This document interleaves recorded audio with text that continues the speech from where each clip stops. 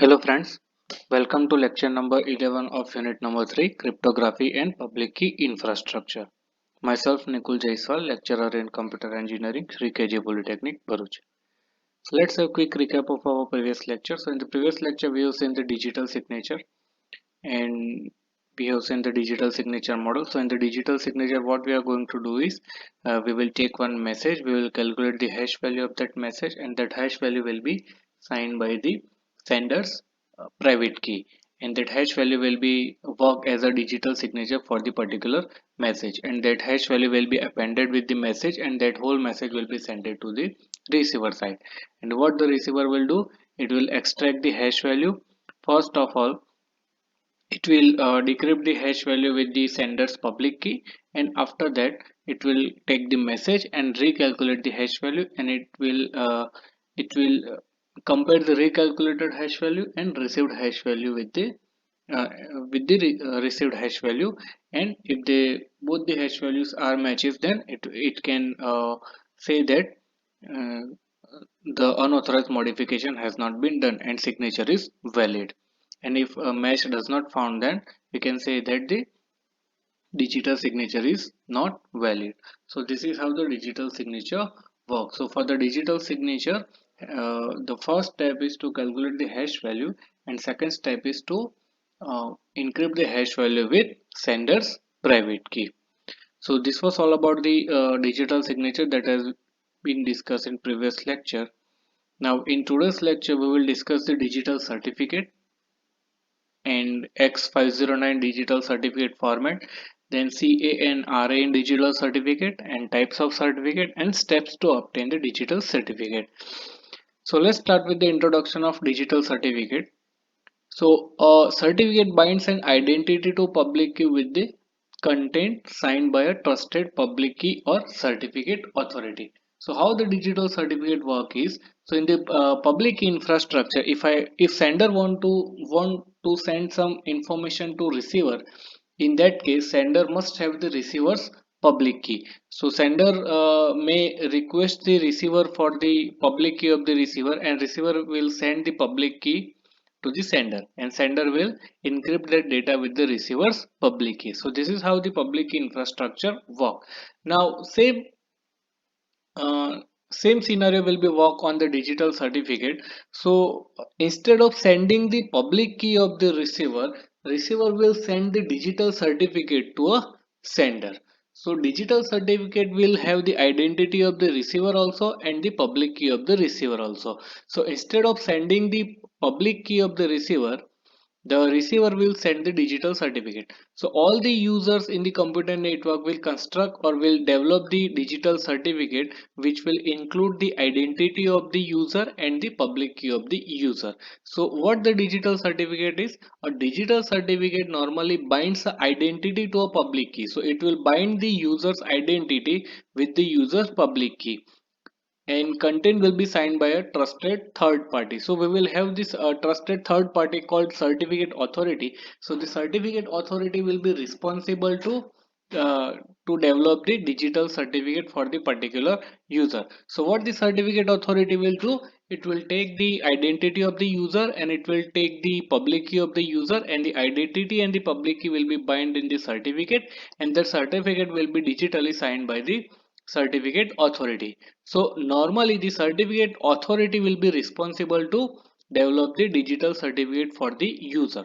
So when any user want to develop or when any user want to develop a digital certificate, the user will request to a certificate authority to develop the certificate for the user, and user will send the identity and his public key to the certificate authority, and by using that identity and the public key, the certificate authority will develop the digital certificate, and the digital certificate will be sent to a user. Now when two users want to communicate with each other, both the user will take the certificate of the another, and it will use the public key from that certificate to encrypt the data. So a user can present his or her public key to the authority in a secure manner and obtain a certificate. The user can then publish the certificate. So in the previous scenario what we have seen, that After developing the public key and private key, we are publishing the public key. So now in the actual environment, we are not going to publish the public key, but we will publish our digital certificate. So all the users that want to communicate with us will identify the public key from that digital certificate. So X509 certificates are used in the most network security applications. So this is the standard certificates, the standard called as the X.509, and that standard certificate will be used for most of the network security applications. So this is the basic block diagram of the certificate authority and the user. Now let's suppose we have two users A and A and B want to communicate with each other. Now if A want to send some data to B, then it will require the public key of B.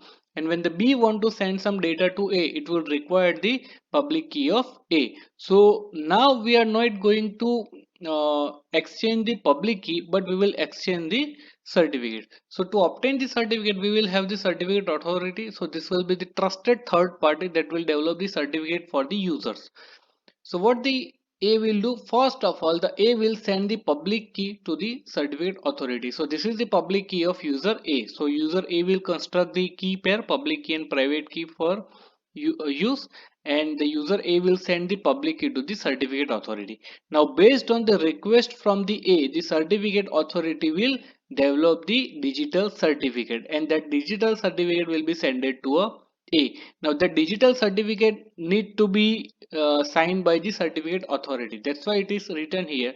So this is the certificate. Now what the certificate will contain, it will be encrypted by the private key of certificate authority. So this is the digital signature of the certificate authority. That's why it is written here, encrypted with the private key of authority. Clear? So the digital certificate will contain the time for which the certificate is valid, then ID of A and public key of A. So it will give the ID of A, public key of A, and time duration for the user A. So this is how the certificate will be generated, and that certificate will be sent it to A. Now if the B want to develop this digital certificate, the B will send the public key of B to the certificate authority, and the certificate authority, based on the requirement from the B, it will construct the certificate B, and that certificate will be encrypted by the private key of certificate authority. So when we encrypt the with the private key of certificate authority, that means the certificate has been digitally signed by the certificate authority. And what the certificate will include, it will include the time, then ID of B and public key of B. Now after developing the certificate, if the A and B want to communicate with each other, the A will send the digital certificate to B, and B will send its digital certificate to A. Now when B receives the digital certificate of A, so that will be include the identification of A and the public key of A. So when B want to send some data, it will use the public key from the digital certificate, and it will encrypt the data, and it will send to the intended receiver. So this is how the digital certificate work. So instead of sharing the public keys, what we are going to do is we will develop the digital certificate that will include the identification of the user and also the public key of the user, and that certificate will be exchanged with the each other for the secure communication. So this is the format of the X509 certificate. So this is the actual certificate format. So this is the certificate X509 certificate, and this is the revocation list. That we will see what is the revocation list. So in this format, the first field is version. So we have three versions of the digital certificate: version 1, version 2, and version 3. So in the version 1, this field, up to this field will be included. For the version 2, this field will be included, and for the version 3, this fields will be included, and this last field will be included in all the versions. So for the different version, this field include the version 1, 2, or 3. Now second field will be the certificate serial number. So this will be the serial number that has been assigned by the certificate authority to the particular user. So this will be the unique certificate serial number. Now here you can see the algorithm and parameter. So you can see here, this is the signature algorithm and identifier. So the algorithm for the signature, what algorithm will be used to sign the digital signature from the particular user, that information will be stored here in the algorithm and the parameter. Next field is issuer name, that means the name of the certificate authority who issues this certificate. Then period of validity, so all the digital certificate will have certain periods of validity. So this field will include the not before time and not after time. So this will be the period of validity for the certificate.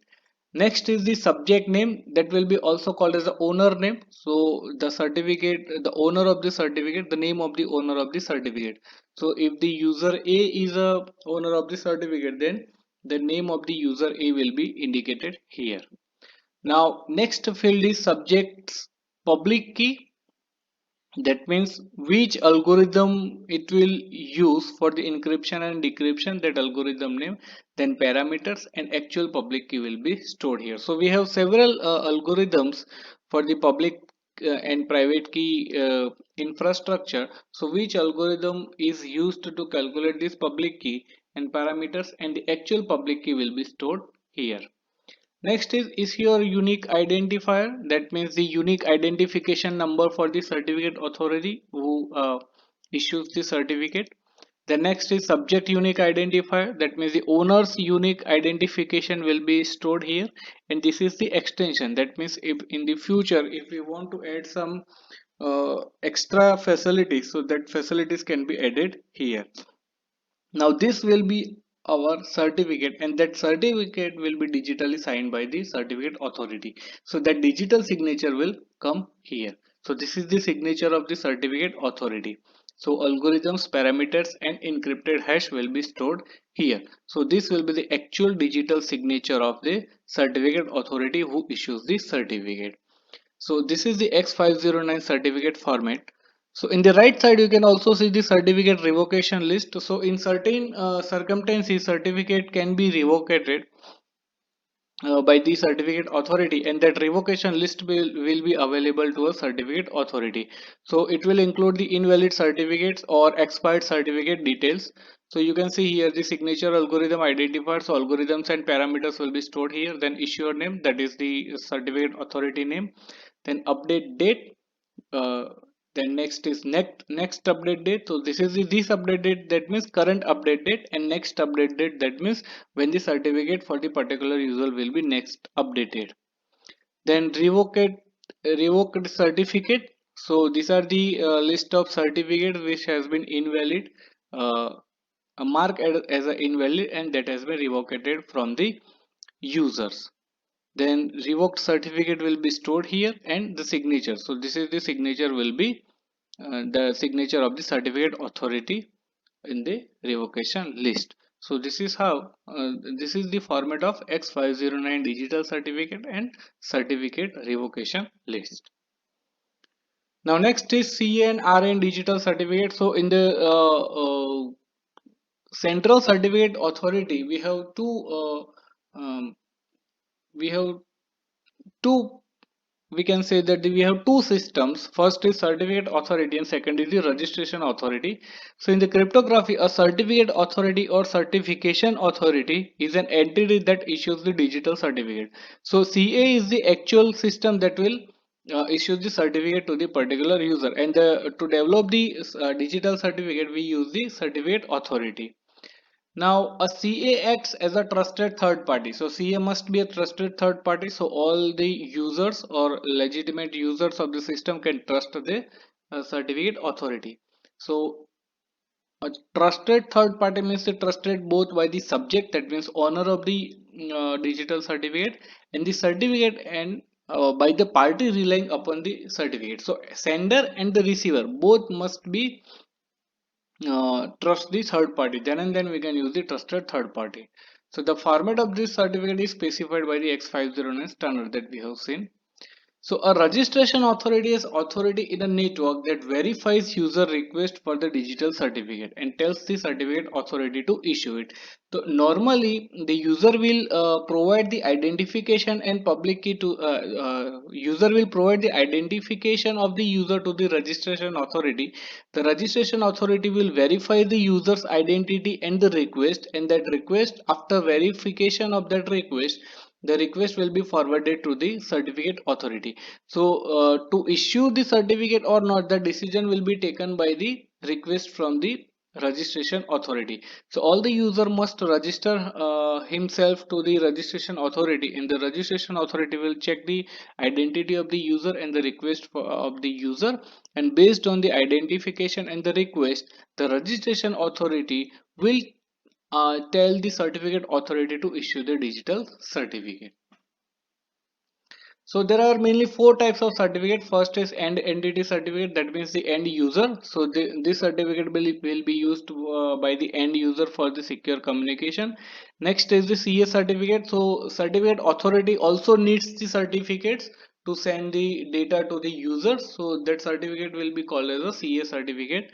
Next is the cross certification certificates. That means for the particular user, the third party will be the trusted third party. Now who will issue the certificate to the certificate authorities. So for the user, certificate authority will issue the certificate, but for the certificate authority, who will issue the certificate. So for that purposes, multiple certificate authorities will certify other certificate authorities, and for that purpose we use the cross certification certificates. And next is the policy certificate. So for certain policies we can have the different digital certificates, so that certificates will be called as a policy certificate. So mainly there are four types of digital certificates. Now next is steps for obtaining the digital certificate. So first of all, the user register itself to the registration authority for the digital certificate. An algorithm generates the public private key pair for the user. The key pair is stored in a key store on the workstation. That means workstation means at the particular user's location. A copy of the public key and other identifying information is sent to a CA. So user will send the copy of the public key and the identification information to the certificate authority. And the certificate authority uses the RA provided information, that means the information provided by the registration authority, and user provided information to generate the digital certificate. And the new certificate is sent to a user. So this is the basic step to obtaining the digital certificate. So you can see here, so this is our end user. So end user will send the request, certificate request, to a central registration authority system. So this is the CRS system, central registration authority system. So first of all, it will send the request to the CRS system, and it will provide the identification of its to the registration authority. So first step will be it will send the request to the certificate authority, and it will send its identification, then ID information, to the registration authority. Now registration authority will verify the identification of the user. If the ID is valid, that identification, if the ID is valid, then request will be sent to a CRS system to issue the certificate. Now CRS system will request the certificate authority to issue the certificate.